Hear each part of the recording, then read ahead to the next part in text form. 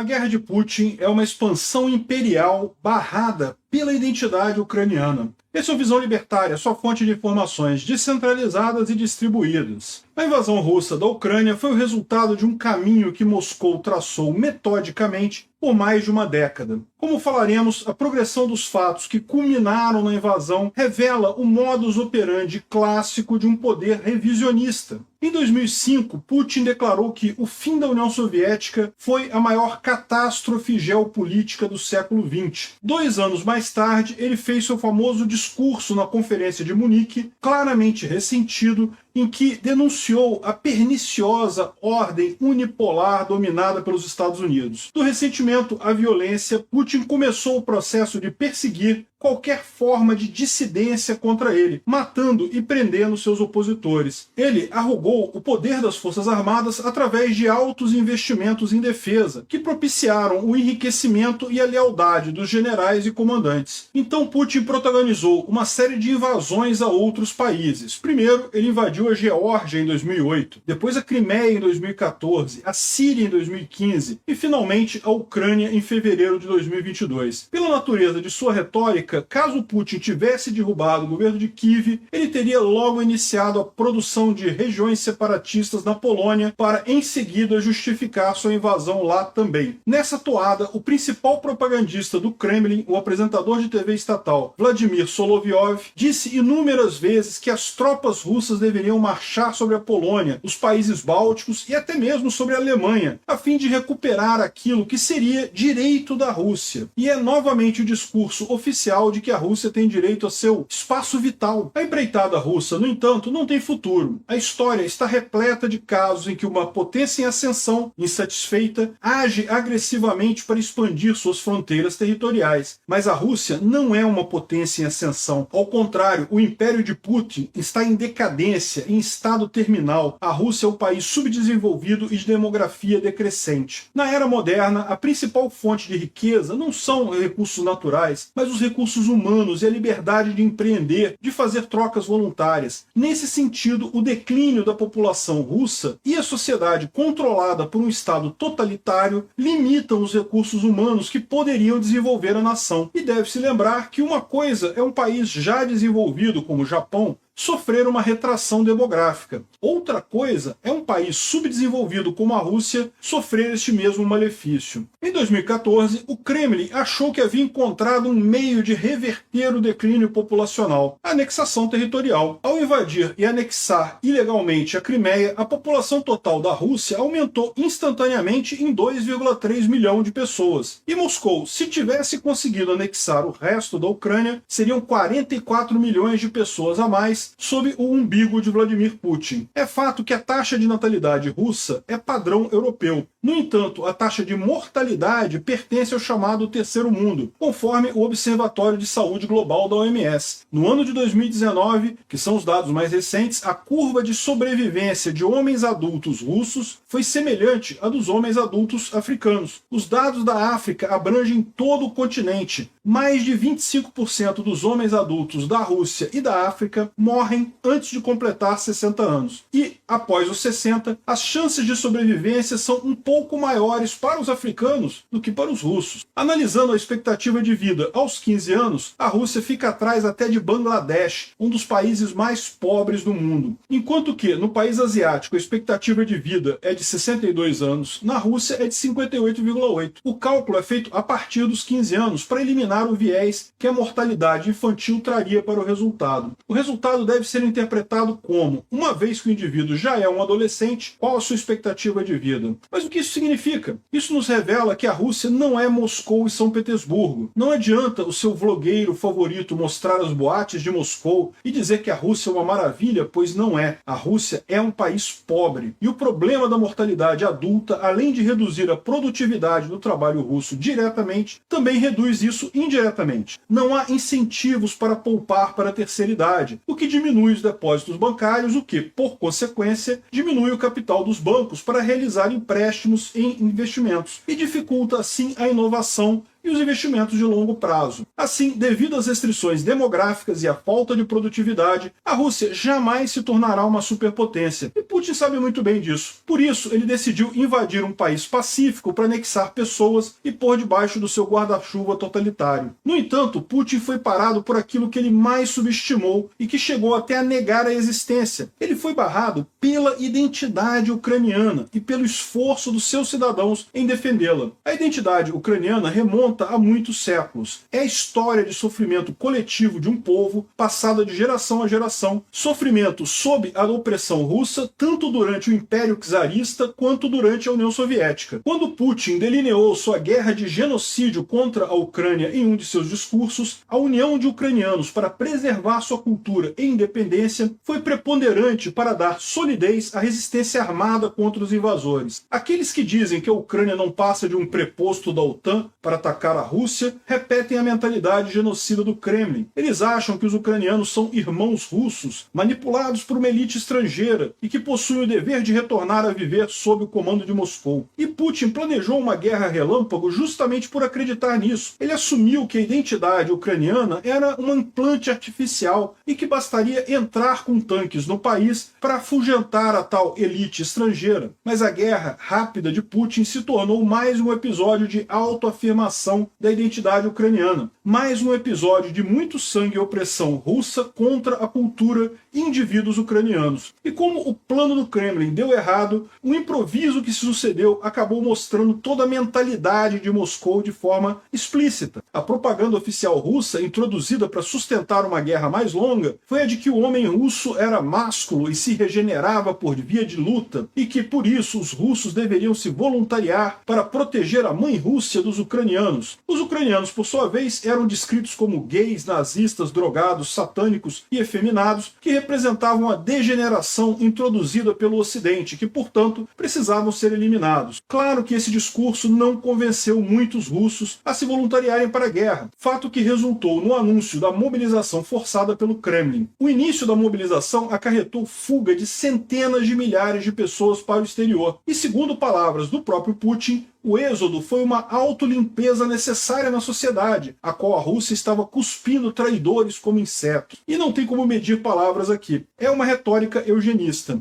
Além disso, na força da invasão inicial e depois entre os mobilizados, as minorias étnicas da Rússia foram majoritariamente enviadas para a guerra. É o regime diminuindo de propósito a aparência multiétnica da população do país, deixando-a cada vez mais russa. Por fim, a atitude de esvaziar as prisões por intermédio do grupo Wagner, enviando condenados para a morte em ondas de ataques zumbis e executando-os sumariamente em caso de recuo, é mais uma ação de purificação da população russa. Assim, a ação de eugenia de Putin é tão explícita que supera até a lógica racional, que seria preservar ao máximo a vida dos russos, tendo em vista as dificuldades demográficas do país. Quanto à quantidade de pessoas, a ação de limpeza de Putin está sendo remediada com a apreensão sistemática de crianças ucranianas e a deportação das mesmas para a vastidão da Rússia. Estimam-se que cerca de 700 mil crianças ucranianas já foram levadas à força para a Rússia.